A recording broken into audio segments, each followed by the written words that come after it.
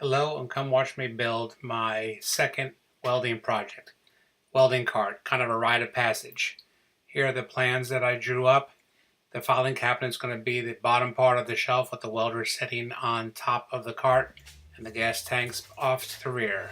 I'm building this whole project out of two 20-foot sticks of 1/8 inch wall, 1 inch square tubing.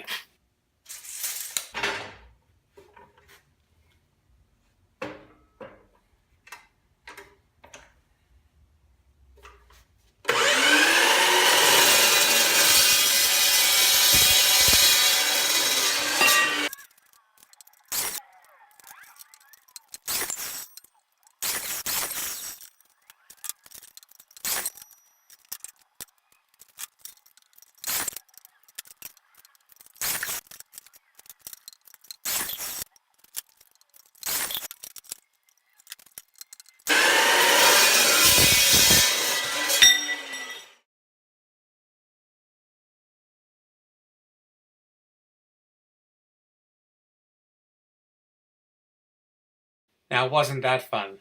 Thank you all very much for watching, and tune in for part 2, which will probably be about a month. Thank you for watching.